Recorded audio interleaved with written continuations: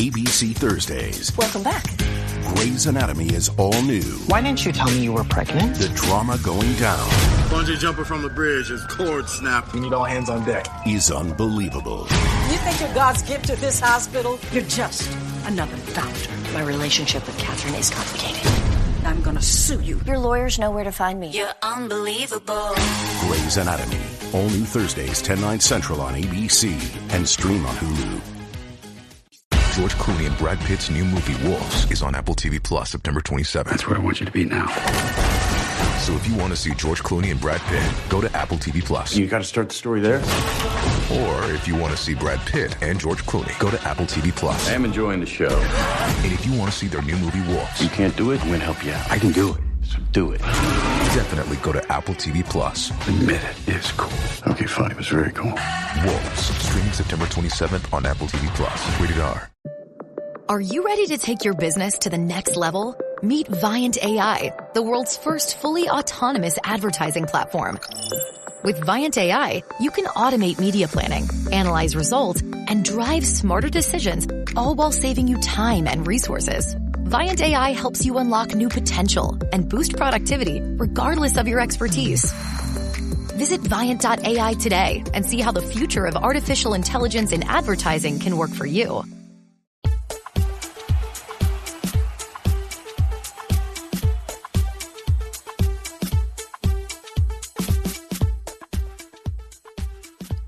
Hello, and welcome to the 1865 Friday 5. I am the Maradona of the Midlands, and I'll be joined by Baz to dive through the week's headlines later on. But first, let's head over to Jamie Martin to go through this week's 5 stories. Hi, this is Jamie Martin here with this week's top 5 Forest stories from the 1865 news desk. This time, I've got a bit of a cold, but we're here to bring you the biggest news of this week. Now, the first piece of news, Forest have ranked 3rd in a really interesting metric. Metrics of success are always fun to look at, especially for recently promoted Premier League clubs. This week, Transfermarkt, a football information website, published a graphic that put Forest 3rd for league ranking in comparison to squad value ranking. Essentially, this means that Forest are overperforming based on the value of their squad.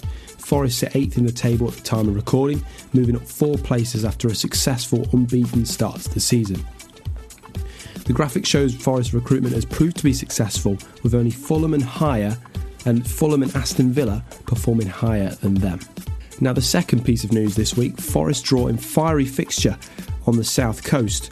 Last week, Forest drew with Brighton and Hove Albion in game week 5 of the Premier League in a fiery clash which saw both sides extend their unbeaten run and gather some lesser needed repercussions. In the game, Forest went 1-0 up after an early Chris Wood penalty goal. Brighton would get 2 back though in the latter stages of the first half with a superb Hinshelwood header and Welbeck's stunning free kick. Going into half-time, Forest made many subs, with Silva and Sosa having the most impact. Sosa came on for his second game in a Forest shirt and a fantastic Morgan Gibbs-White pass, an eloquent run from Jota Silva, followed up by an unselfish pass. Sosa slots an equaliser home. 2-2. However, things got heated as Forest captain Gibbs-White tackled João Pedro on halfway. Despite the challenge looking sound at first glance and Rob Jones, the referee, declaring he'd won the ball, Jones went back and gave him his second yellow card. Nuno Espirito Santo fumed and earned himself a 1-match ban alongside Brighton manager Fabian Hurtzler. Well, we can now confirm that isn't the case. Both managers will be on the touchline for their respective games. Of course, Forest's next one is Fulham, so there isn't a 1-match ban to follow for Nuno Espirito Santo. But nonetheless, a crazy end to the game, but a point taken from the Amex. Now for some transfer news. Murillo has interest from top European side, according to reports. This week, reports have emerged suggesting that Forest star Murillo is on the radar for some of Europe's biggest clubs, with a move possible from next summer. HITC's head football reporter Graham Bailey this week declared that Liverpool, Real Madrid, Milan and others are amongst the sides interested in the highly rated Forest defender Murillo, who signed from Corinthians for just £11 million back in 2023. Forest are understood to be unwilling to sell until the summer of next year unless a vast offer was to come in that the club simply couldn't refuse. Murillo is happy at Forest, but such a huge offer could tempt him away. Forest do value him at over £60 million. Now, the fourth piece of news this week, Ibrahim Sangare, will he return before Christmas?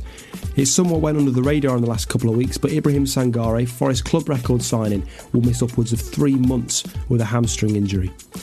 Signing from PSV in 2023 on deadline day for £35 million, Sangare has played 20 games for the Reds, but has suffered injuries and other issues at the same time. After a good start to the season though, including the most tackles by any player in the division as of game week 4, Sangare will now miss a huge chunk of the season. Early estimates suggested perhaps a couple of months on the sidelines, with others saying around the Christmas period for a return, potentially even later. And now the final piece of news this week, and there is some slight alterations. Forest face fresh charges after the Brighton match. Now, it was confirmed this week that Forest had been made aware of sanctions for a player and head coach after the weekend's game against Brighton.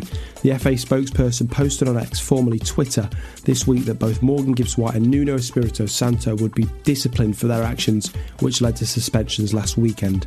Now, we can say that despite the alleged activity of acting in an improper manner and or abusive or insulting language, Nottingham Forest head coach Nuno Espirito Santo will be on the touchline, as we mentioned earlier. However, because Morgan Gibbs-White's incident was 2 yellow cards, the suspension can't be overturned. Therefore, he will be out for the Fulham game. But that being said, Nuno Espirito Santo will be in the dugout, and Morgan Gibbs-White will probably be in the stands watching at the game, but he will not be able to play. So that's the latest, and that is the final piece of news for this week. That is the latest, though, from the 1865 News Desk. I'm Jamie Martin. Be sure to catch up with me on Twitter/X, as it's now known, via @I'm Jamie Martin. Updates on Nottingham Forest related news throughout the week. Take care. We'll speak to you very soon.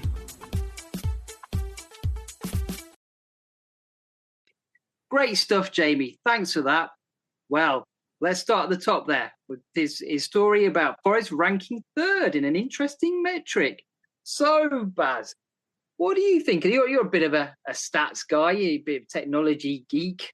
What do you think about this story?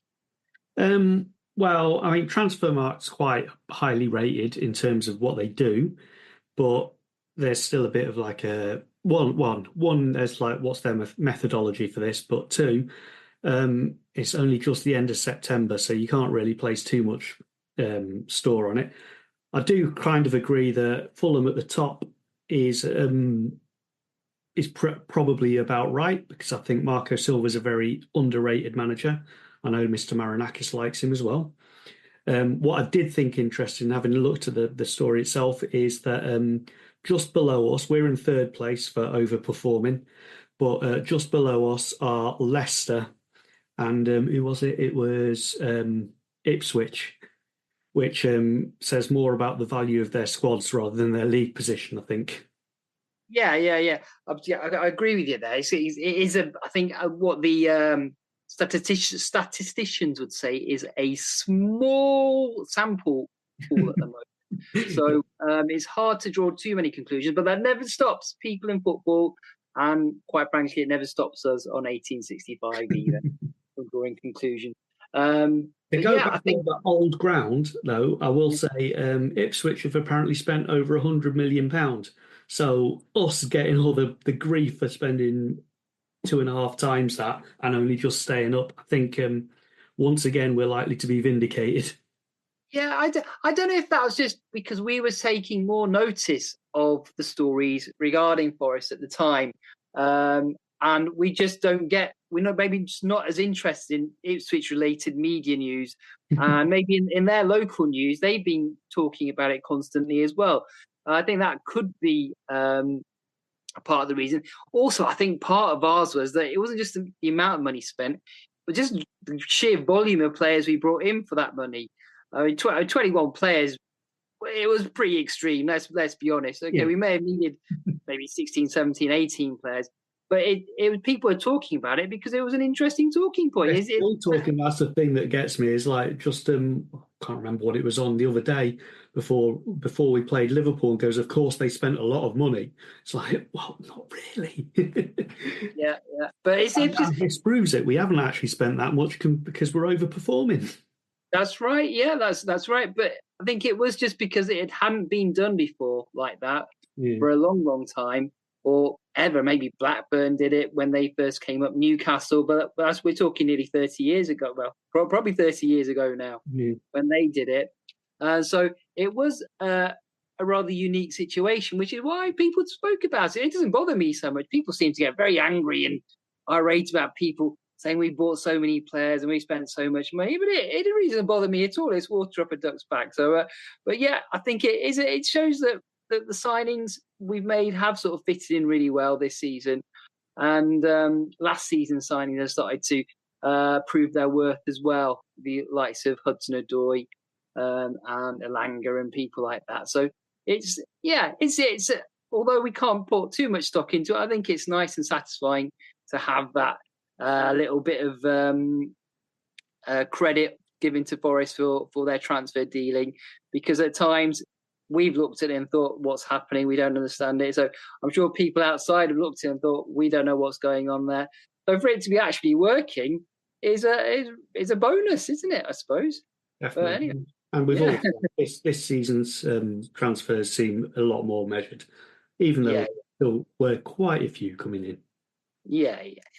But it's almost become the norm. I don't know. Well, let's move on to the next story and talk about Forest's fiery draw down with Brighton on the south coast last Sunday afternoon. I think we've had some breaking news sort of this evening that the Brighton and Forest managers won't be given their touchline ban straight away for this weekend. I don't think the Brighton manager may not be banned at all, because I think it was an encroachment offence I just heard.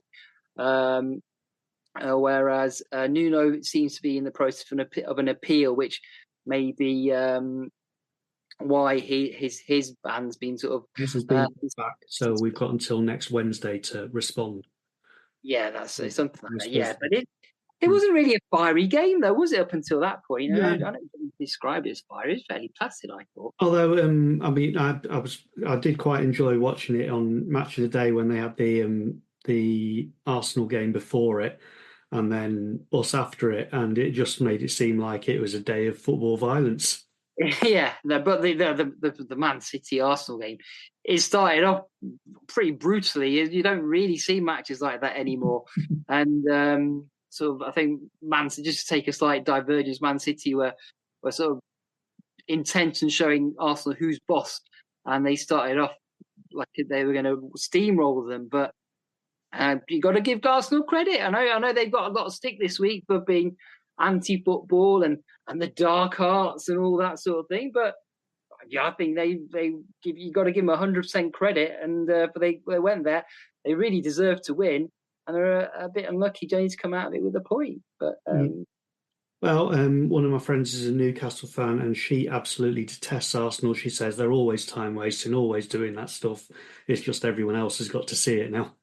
Yeah, well, I think every club, dare I say, even Forest. So who can forget Billy Davis sending our right wingers over to the left wing, or the left wingers over to the right wing just before a substitution?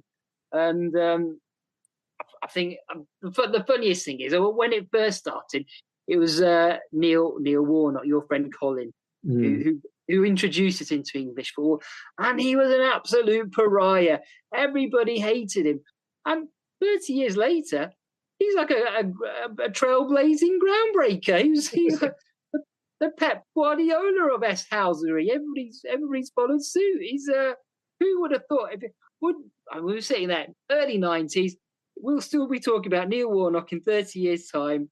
And he will have influenced modern-day football as much as any other manager has in the past 30 years. You wouldn't have believed it. I also think that Thomas Frank is the reincarnation of Neil Warnock. There's just something about the way he carries himself that... Yeah, and Pep Guardiola loves him.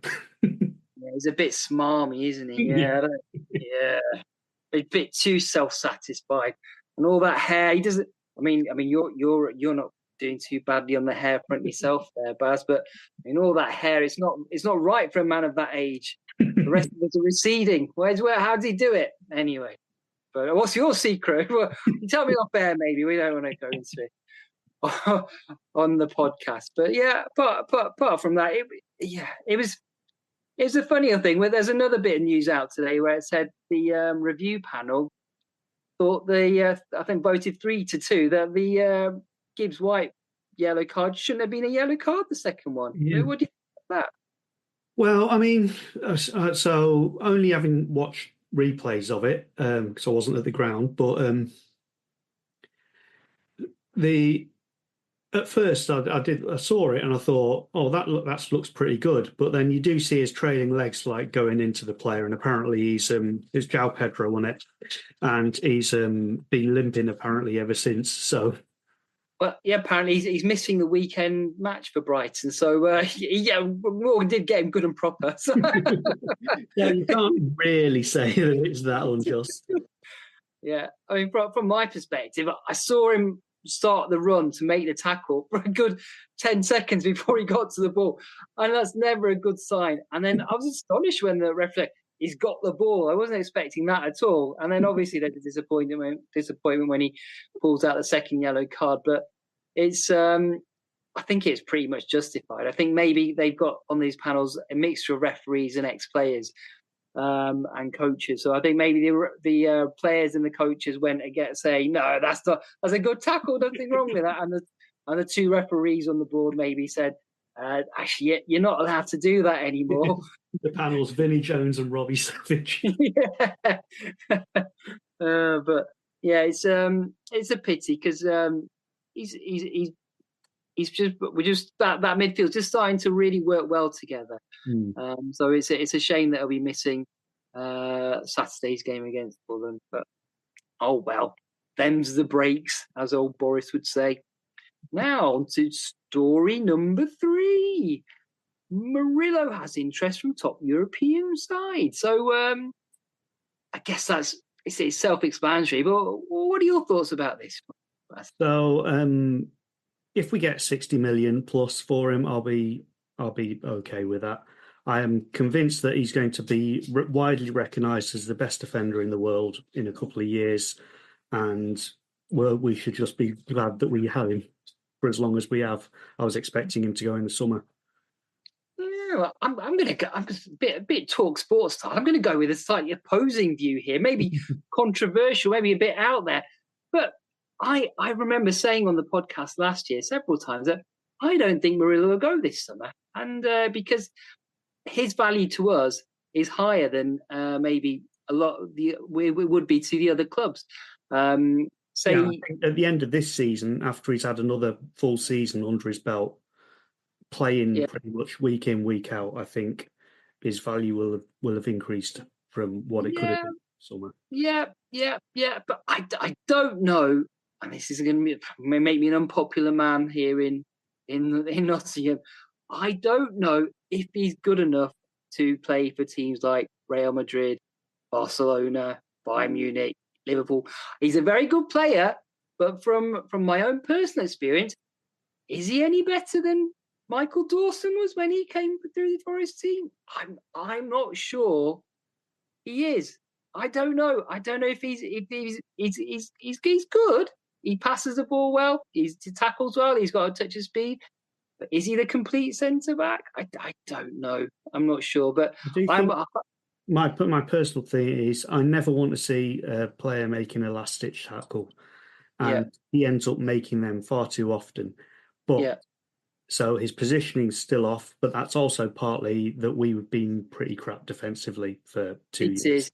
Yeah, and also he's played relatively little football as a professional, especially in that position. So I think what you'd say is he's got all the attributes there, and that the thing that really attracts people is his passing ability. I think if maybe he hadn't done that winding run as well in his very first game, maybe he wouldn't be held in quite such high esteem in the Forest ranks and supporters. I'm desperate for him to get one of them 70. Yeah. But it's but yeah, I hope for him that he does become the world's best centre back, and we get £100 million for him, and that'd be brilliant. Good news all round. But we'll see. We'll see how it goes. And also, I think a fair point to make is that having Milenkovic next to him has just helped him out a lot as well this season. It's always been the case. He looked better with Willy Bolly next to him as well. Yeah, steadying influence there. Bit like old Des Walker next to Dorse in the old days, eh? Oh, those are the days. Anyway. And so we've gone through 3 of our stories there. I think that's a good place to take a little break there, and we'll just get a quick refreshment, and we'll be back on the other side of this.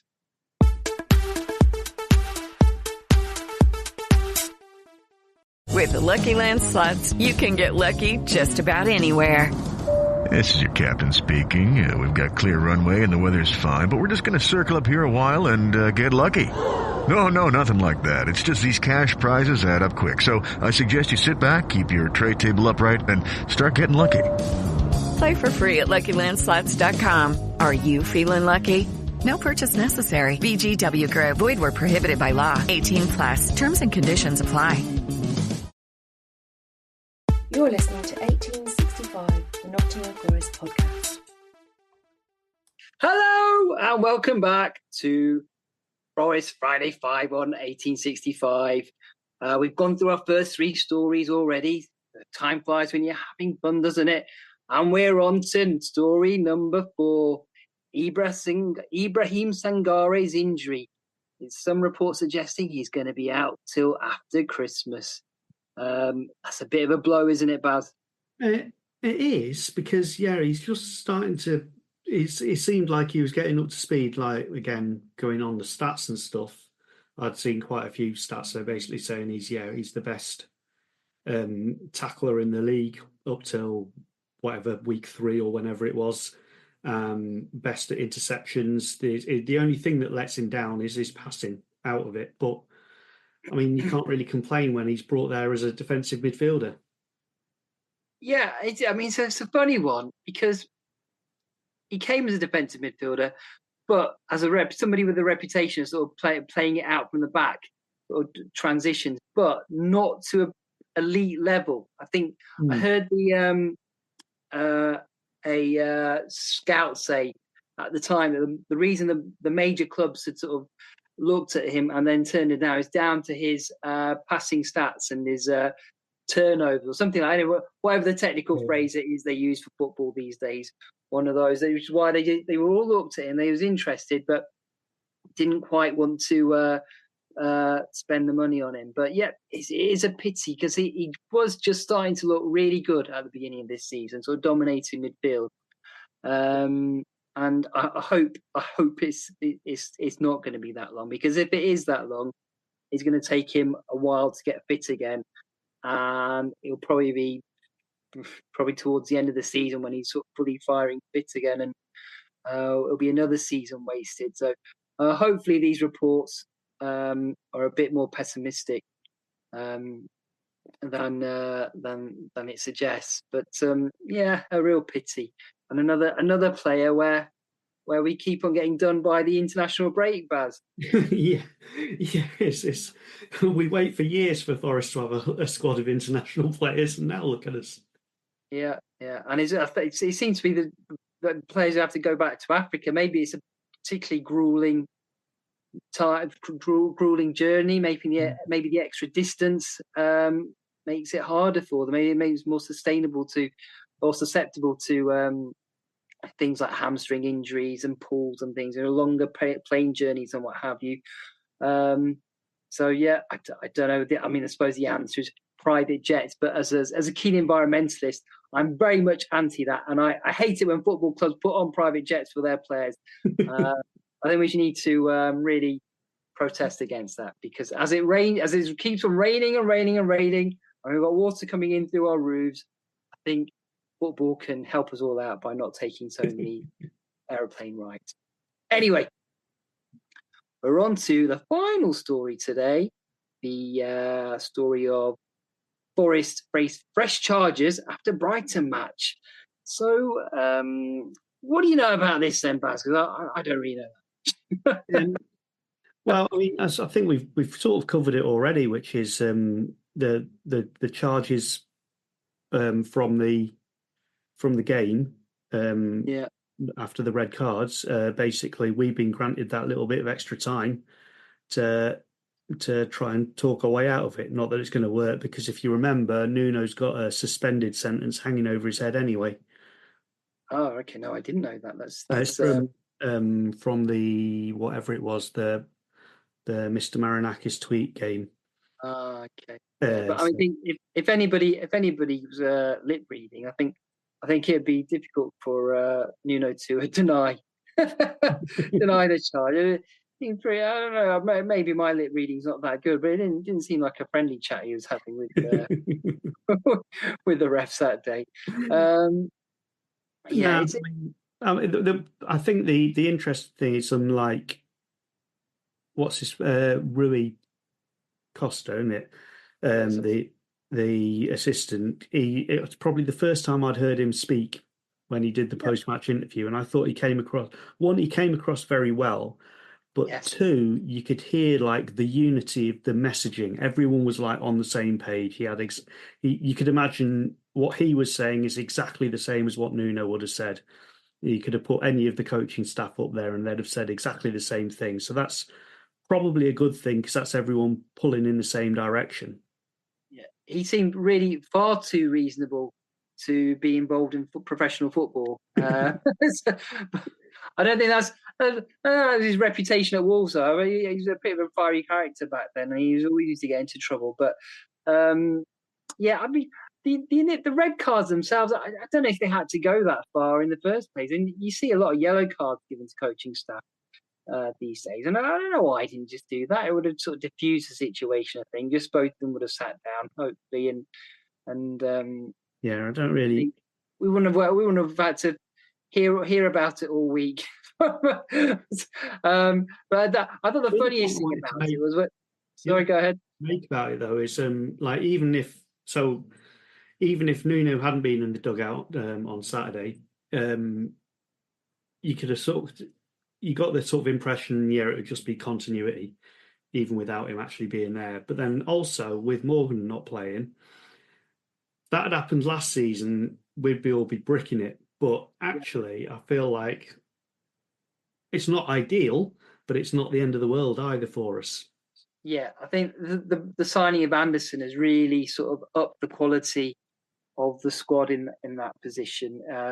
He's I'd heard of him, but I didn't really know much about him before he signed. I've been really, really surprised about how good he is. And maybe I shouldn't be so surprised, because he came in for more or less a similar sort of fee that Morgan came in for when we signed him. And he looks like such an accomplished player, so comfortable on the ball, full of running. He can do any job as well. It seems he can play on the wing, do the defensive work as well. Well, interestingly, so again, my Newcastle supporting friends said they always saw him as a 6 or an 8 and not a number 10. So it's kind of interesting that there do seem to be some at the club that have earmarked him as a number 10. Yeah, but he's a quality player, and we're lucky to have him. I was just got one final thing on the sending off. So I thought the funniest thing was when the Brighton manager got sent off, and then Morgan just sort of shouted at, "Come on, then, let's go! Come on, off you go, off you go!" It was so funny. I'd love to have seen what they said to each other in the tunnel afterwards. But unfortunately, no footage has come out. So we won't have Morgan for the weekend game against Fulham at home on Saturday at the City Ground. What are your feelings about the game now without Morgan? How do you think we'll do? I think, Fulham's like, as I said right at the start there, they're actually really, really good. Yeah, but the way they play again might suit us. It's been the case for years with Forest. Is quite often when you play against teams that try and shut up shop, we really struggle against it. Yeah, but Fulham play quite open, so that actually might suit us a little bit because it gives us that space to run it. I saw an article somewhere or the other which was basically saying like our little trick. So we've got a trick now, a tactic, which is to play the ball forwards quickly to Chris Wood, who then plays it back. Yeah. And then that's like the trigger for the two runners to go into the space between their defenders, and then we play it forwards. So it's like a front to back to front sort of move, which is where like both the substitutes goals over the last 2 weeks have come from. Is like the ball gets knocked down and then played through the gap in the defenders, while the two runners run through that gap. And so the way Fulham play actually probably opens them up to that a little bit. Yeah, I mean, I think that was one of our better results at home last season as well against. So I think you might have a good point there, Baz. And I hope we can finally get that first home win of the season, because it's nearly Goose. Well, Goose Fair will have started, in fact, by the time we play Fulham, and then so it's high time we got that first win in the season. And I hope you will all join us again for the match report, because as normal we'll be back with a match report of the Fulham game from the weekend, and I hope you will enjoy it. Thank you for listening.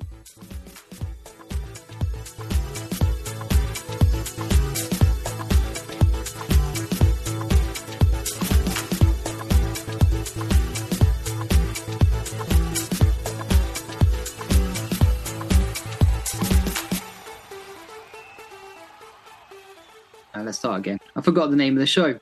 I forgot the name of the podcast.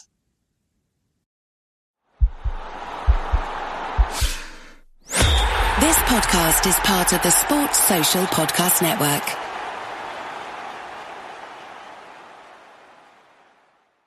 All tech services coupled with cutting-edge equipment from Lennox means you can achieve perfect air each season. Learn more about special savings opportunities and federal tax credits by calling 703-214-9095 or visit us online at alltechservicesinc.com. License number 27051177775A.